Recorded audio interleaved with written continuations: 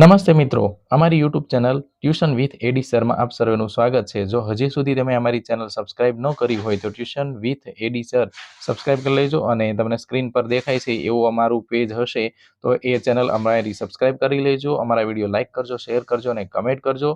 અને હજી સુધી જો તમે તમારા મિત્રોને શેર ન કર્યું હોય તો શેર કરી દેજો।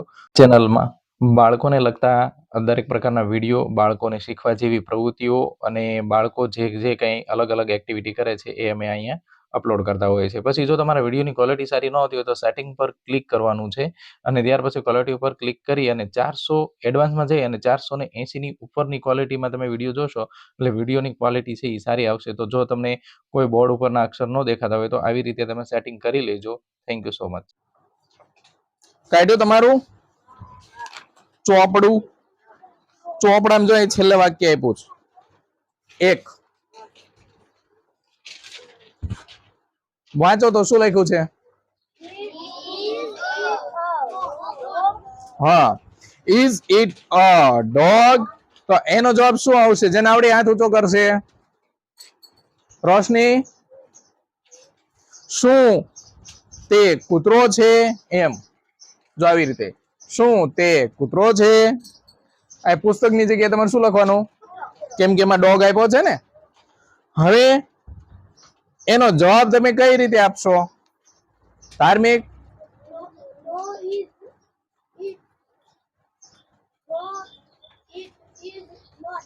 નો ઇટ ઇઝ નોટ। પછી અહીં શું કહેશો? ના, તે કૂતરો નથી। કૂતરો નથી તો તે શું છે? કોઈને કહેવાનું નથી। પછી અહીં જવાબ આવી રીતે આપવાનો છે। કોણ આપશે? મિત્તલ? હા, પછી ચિત્ર જોવાનું, એ પ્રમાણે જવાબ આપવાનો કે ઇટ ઇઝ અ કેટ। શું ગુજરાતી થશે? તે બિલાડી છે। સમજાય છે? આવડશે એ પ્રમાણે? હવે સામેન પેજ ઉપર જેનું બીજું વાક્ય મેં તમને કરાવી દીધું છે, બસ વાળું કરાયેલું છે ને, આવડું આ વાક્ય છે, ઇઝ ઇટ અ બસ? શું તે બસ છે? અને એ ચિત્રમાં આપેલી બસ જ છે ને, એટલે યસ ઇટ ઇઝ અ બસ। હા, તે બસ। ત્યાર પછી ત્રીજું વાક્ય જુઓ, કોણ વાંચશે? ધાર્મિક?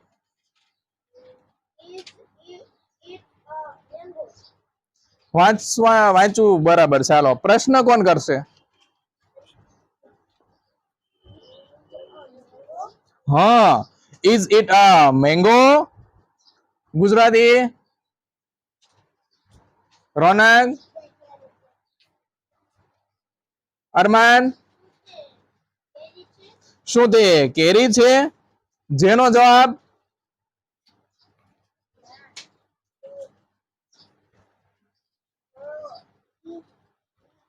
ઇઝ પહેલા નહીં, ઇટ પહેલા।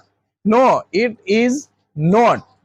નો અને નોટ બે, એક આગળ નો અને પાછળ not. No it is not.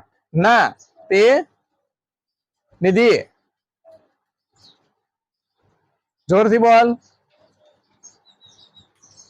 Nirali? હા, એમ બોલવાનું છે। ના, તે કેરી નથી। કેરી નથી તો તે શું છે એના પ્રમાણે વાક્ય અંગ્રેજીમાં બનાવવાનું છે। ધાર્મિક ભાઈ? બરાબર છે। ત્યાં આર્ટિકલ ફરી જશે, કેમ કે તમને સફરજનનું ચિત્ર આપ્યું છે એટલે જવાબ એમ આપવાનો છે કે it is an Apple. It is an Apple, તે સફરજન છે। એવી રીતે તમારે છઠ્ઠા વાક્ય સુધી વાક્ય બનાવી લાવવાના છે। ક્યાં સુધી? અહીંયા છેલ્લું વાક્ય હોર્સ થી પ્રશ્ન પૂછવો છે ત્યાં સુધી, અને એલિફન્ટ નું ચિત્ર આપ્યું છે। સમજાય છે? બરાબર, ત્યાં સુધી પેલા આમાં બનાવવાના, પછી જો સાચા પડે તો પાકી બુકમાં લખવાના, નહીતર પાછું ફરી વખત બનાવવાના। બરાબર, ટ્રાય કરવાની। આવડશે બધાને? ચાલો તો અંગ્રેજી વ્યાકરણમાં યુનિટ 2 એક્ટિવિટી 2 એમાં બીજો પ્રશ્ન, જે થોડુંક પ્રેક્ટિસમાં આવ્યું હતું પણ આવડ્યું નહીં। આવડ્યું? જો પહેલી વાત એ કે આ વાક્ય તો તમને ફાઇલમાં અથવા તમારી બુકમાં આપેલું જ છે। Is it a table? જે તમને પ્રશ્ન પૂછો છે એ પ્રશ્ન તમારી ફાઇલમાં છે કે નથી? તો એ નહીં લખવાનો। પેન્સિલ વડે તમે જ્યારે લખો છો ત્યારે એને નહીં લખવાનો, એ તમને આપ્યું હોય, માત્ર એનું ગુજરાતી પાછળ તમારે લખવાનું, કેમ કે એ ફાઇલમાં આપ્યું નથી. સમજાય છે? Is it a table? શું તે ટેબલ છે? હવે તમને આપેલું 7મું વાક્ય જુઓ, એમાં તમને ચિત્ર આપેલું છે, ટેબલનું ચિત્ર છે. જો છે તો માત્ર આટલું જ તમારે કરવાનું છે. Yes it is a table. આ તમારું વાક્યનો જવાબ બની ગયો. હવે અહીંયા એનું ગુજરાતી કરી દેવાનું છે. હા તે ટેબલ છે. બસ અહીંયા એ વાક્ય પૂરું થઈ જાય છે. સમજાય છે? હવે આમાં બીજું કંઈ કરવાનું નથી. બે વાક્ય એ નથી બનાવવાનું. આનું આ વાક્ય તમે નીચે લખો, પછી આ વાક્ય લખો, એમ નથી કરવાનું. માત્ર આ વાક્યનું ગુજરાતી અહીંયા લખવાનું છે અને એનો યસ અથવા નોમાં ઉત્તર આમાં યસમાં છે, એટલે yes it is a table. હા તે ટેબલ છે. એ રીતે. ત્યાર પછી 8મું વાક્ય છે, ઇઝ ઇટ અ બલૂન? શું તે ફુગ્ગો છે? હવે 8મા પ્રશ્નમાં દોરેલું ચિત્ર ફુગાનું છે? નથી. તો એનો જવાબ પેલા નો થી આપવાનો. જો ખાસ ધ્યાન રાખજો, બ્લુ કલર હું લખું એ જ તમારે લખવાનું થશે. નો. It is not. પછી પાછળ બલૂન લખો તો ચાલે. No it is not a balloon. ના તે ફુગ્ગો નથી. જો નથી એટલે બે વાક્ય બનશે. એક આ વાક્ય નથીનું, અને હવે છે એનું વાક્ય આપણે વિધાન વાક્ય બનાવવાનું છે. ઇટ ઇઝ શું આપેલું છે બલૂનની જગ્યાએ? પતંગ. એટલે શું લખવાનું? It is a kite. તે પતંગ છે. ત્યારે બે વાક્ય લખવાના છે. સમજાય છે?